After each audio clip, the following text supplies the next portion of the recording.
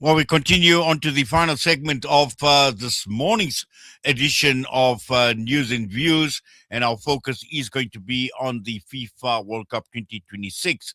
We were going to be talking with Dr. Said Al Namruji, but unfortunately we can't get hold of him because it's quite interesting that while the glowing fireballs illuminated the stadium in Mexico yesterday in celebration of the opening of the 2026 FIFA World Cup, other fireballs were blazing in Gaza, still setting homes ablaze and also consuming what remains of the lives of innocent women and children. And what Gaza is asking for today is for this very same right that every human being wishes for their own children, for their family, for their security, for their lives, for justice as well. And also an appeal to the conscience of the world, to governments, to people, and to international institutions that the suffering still continues. But that is not what we're going to be talking with my guest about this morning, Daily Maverick sports journalist, Yanga Sibembe. Three cards, red cards, one winner, as Mexico has sunk South Africa 2-0 in the opening game. Yanga, good morning to you, sir. Welcome to the show, and absolute pleasure having you. Good morning. Good morning. Thank you so much for having me, and it's always a pleasure to chat with you guys. Well, we knew it wasn't going to be any easy ride for Bafana screaming, well over 80,000 spectators, Mexican fans, and we knew it wasn't going to be easy, but was this expected? Because, I think what stood out obviously is the number of red cards issued more than the scoreline of 2-0. I think the defeat itself, from my side at least, I expected it. I thought maybe that the best we could do was get a draw, because, as you said, these guys were playing at home, and they're not an easy team to play against at home. And yeah, it was going to be a tough uphill for us to climb. And I think also, though, from the tactics that we employed from the beginning, we showed a lot of fear. We showed a lot of not really believing in what we can do as a team. So that was a setback. I think already from there we'd lost the match by going so defensive and really isolating our attackers. But yeah, it was never going to be easy. I didn't expect us to win, but I was hoping that we'd at least steal a point from the Mexicans. But yeah, it wasn't to be. Yes, Yanga. In fact, that fear factor was actually very, very evident, and almost to a point that we were capitulating, and we were very, very submissive as well, where we saw even in the first half, there wasn't a single shot at goal. I mean, as I just mentioned now, the attackers were very, very isolated. There were not really any creative players in the team. People like Ozone Apollos, people like Temba Zwane, people like Relebohile Mofokeng, who could really find those spaces and spot their teammates and create those chances for the team. So we didn't have that, and we just I think we were hoping to absorb as much pressure as we could from the Mexicans. And then, of course, the more the game went 0-0, the more the fans were going to turn against their team. Maybe that was the thinking from the technical team of South Africa. But of course, when we made then those mistakes, or that mistake to concede the first goal, that tactic went out the window, because then we were the ones that were under pressure. But yeah, quite unfortunate. And yeah, I think the sooner we forget about that display and this game and all the red cards and just the overall showing, the better, because it was not one of our best games, especially under Hugo Bruce, who's revived Bafana over the last 5 years. Yes, but also I think what is important to understand is, as you mentioned, put this one behind and focus on the next game.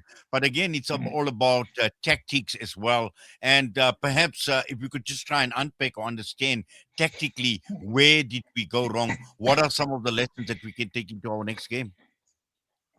First of all, I think we should believe in ourselves. I think that's the first thing, beyond the tactics or anything. Just believe that you deserve to be there. Believe that you are good enough to be where you are. Don't see, okay, I'm playing against Mexico at the Azteca Stadium and say, I'm gonna cower and just wait for Mexico to beat me down. So I think that's the first thing. A lot of belief within the team is important. And then, yeah, not to be so defensive. We started with five defenders, and then one defensive midfielder and two midfielders that are not really that creative, going forward.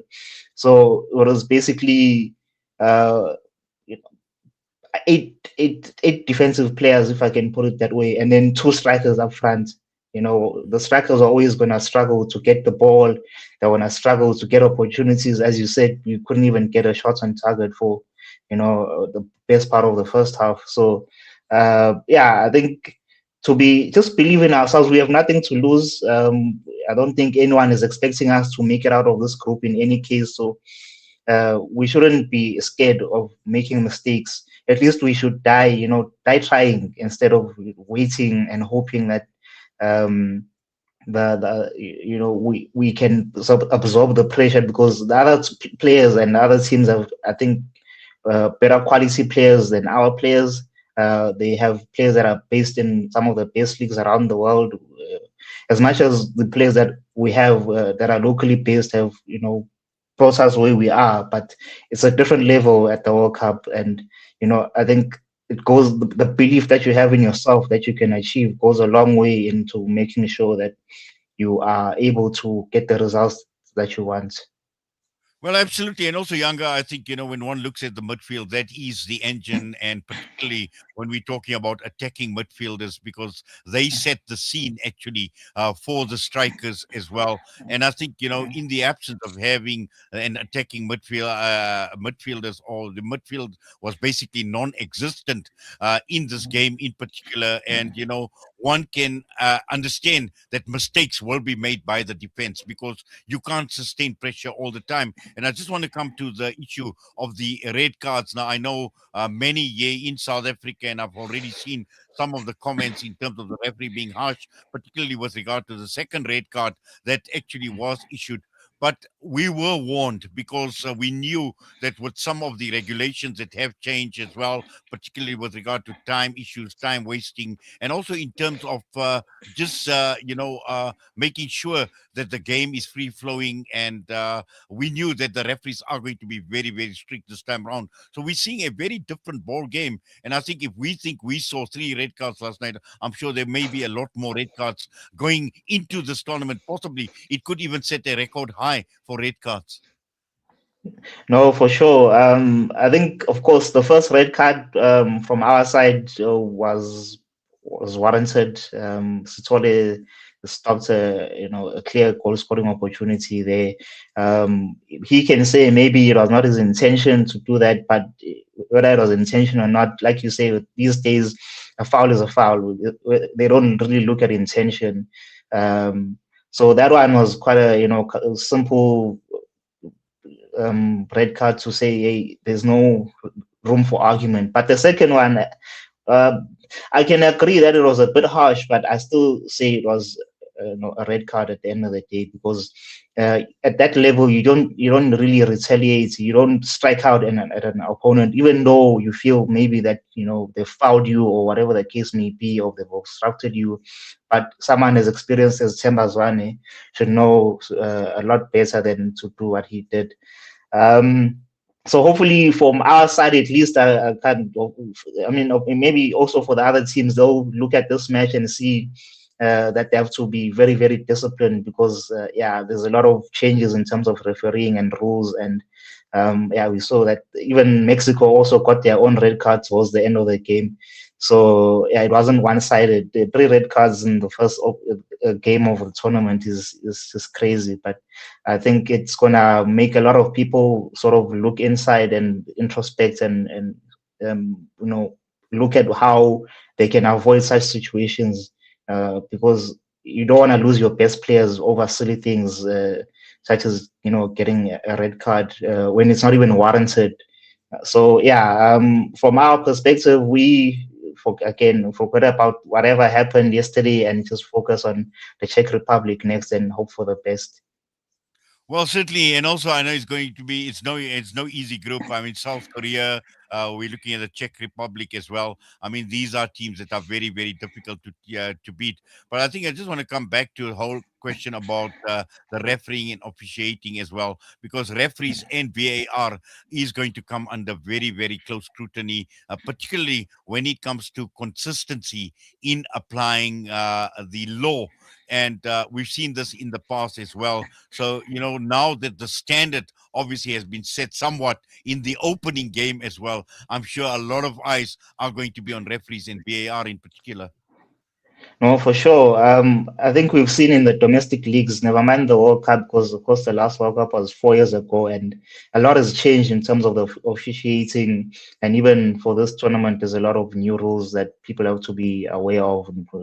Especially when it comes to time wasting, from throw-ins, from goal kicks, from all those things that you can get a caution that can maybe lead to you missing an important game in future. So we have to be very careful about those things. But in terms of the consistency with the VAR in particular, we've seen that even in the best leagues, even in the English Premier League, there's still like a confusion when it comes to that. Sometimes when you look at the incidences that happen and how the rules are applied and how the referees interpret those. So I think also that will be a big factor at such a big tournament where fine margins decide who the winner is, and something like getting a red card or getting a penalty when it's not supposed to be a penalty, then means that you go home. For now, of course, it's still group stages. There's still room to bounce back, but the more the tournament progresses, when you get to the knockout stages, the more difficult it is to sort of stomach those types of mistakes from the officials. Well, just and finally, Yanga, just your thoughts. We're talking about referees and the mere fact that the best referee in Africa is not officiating. I'm sure you know that that is a very bitter pill for us all to swallow on the African continent.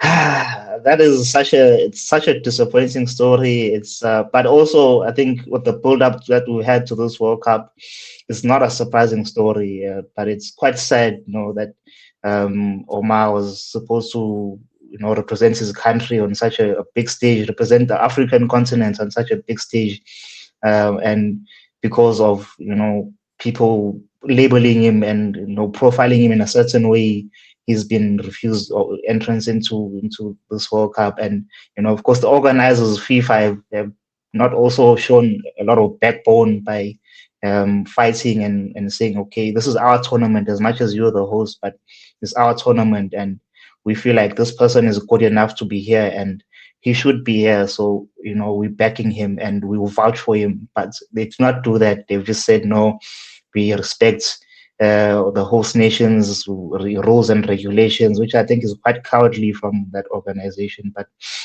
like I said, in the build up to the tournament, these types of stories have already dominated, and I'm sure we'll probably hear a bit more similar stories as the tournament progresses. But it's quite unfortunate for Omar. And just finally, obviously, Bafana haven't started off on a good footing, and looking, all eyes will still be on Africa and some of the other countries that are participating in the World Cup. Just your thoughts, where is the potential, Younger?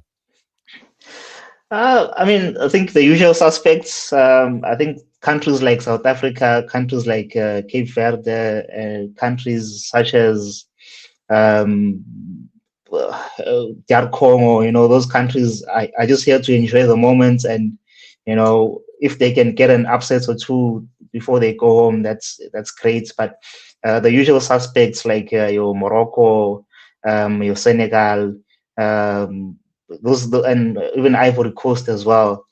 Maybe Salah can also inspire Egypt to do something special, because they've struggled at World Cups historically, even when they were the best team on the continent, but they've always struggled at the World Cup. So hopefully this time around, as he sort of does a victory lap for his national team, and this could possibly be his last World Cup, he can inspire the country to do something special. But I think those countries that I've mentioned should do something, and maybe even at least reach the quarterfinals, and then from there anything can happen. But yeah, it's gonna be tough because there's a lot of strong teams. We look at your France and your Englands and your Spains. It won't be an easy ride, but I don't think we should be afraid of anyone, especially in the knockouts. Once you reach the knockout stage, then anything is possible. Absolutely, Yanga. Well, what we always say, the ball is round, and Yes. let's see what happens. I mean, it's just basically started, but for now, thank you very much for taking time out with us here on Salam Media this morning. Thank you so much for having me, and have a great day further. Yanga Sibembe, Daily Maverick Sports journalist with us this morning against the loss of Bafana. Like we said, there were more red cards than goals in the game last night. Disappointment for many, many South Africans and South African fans with regard to Bafana. But again, it's a whole combination of issues apart from just being penalized with red cards as well. Tactical issues, defensive mindset, all of that having a play. And with that, we're going to go for a break. We come back. There is a Nikah announcement coming through before we wrap up the show this morning.